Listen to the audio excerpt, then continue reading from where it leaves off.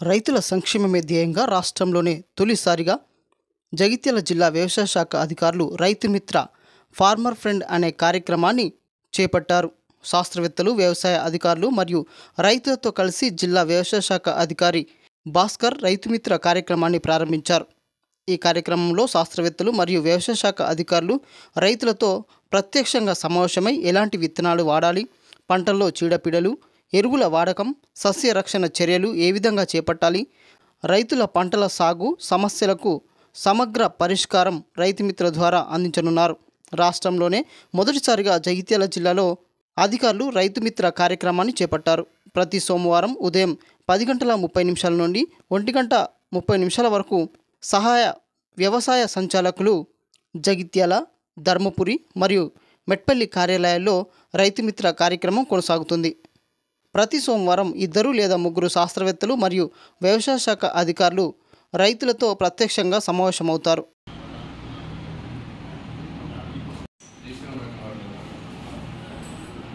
ఈరోజు జగిత్యాల జిల్లాలో వ్యవసాయ సహాయ సంచాలకుల డివిజన్లలో 3 డివిజన్లు ఉన్నాయి. మనకి జగిత్యాల, ధర్మపురి అండ్ కోట్ల డివిజన్లో రైతు మిత్ర అనే కార్యక్రమాన్ని కలెక్టర్ గారి ఆదేశానుసారం ఈ జిల్లాలోనే మొట్టమొదటిసారిగా ప్రారంభం చేసుకోవడం జరిగింది. అంటే ఇక దీని ముఖ్య ఉద్దేశం ఏంటంటే రైతులు డైరెక్ట్గా సైంటిస్టులు, అధికారులతోటి ప్రతి సోమవారం 10:30 నుంచి 1:30 వరకు ఇక్కడ ఉండే సైంటిస్టులతోటి కానీ అధికారులతోటి కానీ డిస్కస్ చేస్తూ వారి సమస్యలు ఆ వారంలో కానీ లేకపోతే ముందు చేయబోయే సమస్యల్ని డిస్కస్ చేసి కూలంకుషంగా చర్చించి వాళ్ళ సమస్యలను తీర్చుకోవడం జరుగుతుంది. అలాగే వ్యవసాయంలో ఎలా ప్లాన్ చేసుకుంటే బాగుంటుంది, అతనికి ఉన్న 2 ఎకరాలు కావచ్చు, 3 ఎకరాలు కావచ్చు, 1 ఎకరం కావచ్చు, ఏ విధమైన ప్లానింగ్ ఉంటే బాగుంటుంది అనేది కూడా సైంటిస్టులు డిస్కస్ చేసి ఒక మంచి అభిప్రాయానికి వచ్చి మంచి వ్యవసాయం చేసుకోవాలనే ఉద్దేశంతో, రైతులకు ఉపయోగపడాలనే ఉద్దేశంతో ఈ కార్యక్రమాన్ని ఈ జిల్లాలోనే పైలట్ ప్రాజెక్ట్ కింద తీసుకోవడం జరిగింది.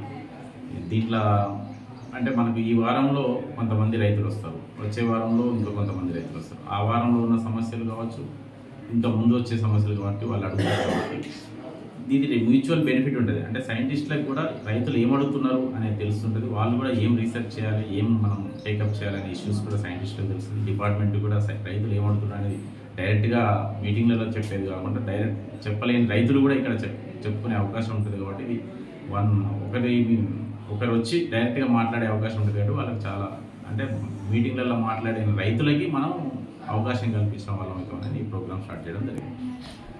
నమస్కారం, నా పేరు డాక్టర్ ఈ రజనీకాంత్. నేను పలాస ప్రాంతీయ వ్యవసాయ పరిశోధన స్థానంలో శాస్త్రవేత్తగా చేస్తున్నాను. ఈరోజు మన జిల్లా వ్యవసాయాధికారి గారి ఆలోచన మేరకు ఈ రైతు మిత్ర ప్రోగ్రాం ప్రారంభించడం జరిగింది. దీనిలో నేను పాల్పంచుకున్నందుకు నాకు చాలా సంతోషంగా ఉంది. ఎందుకంటే ఇది రైతులకు చాలా మంచి ప్రోగ్రాము. వాళ్ళకున్న సమస్యలను అదే సమయంలో తీర్చుకోవడానికి మంచి అవకాశము.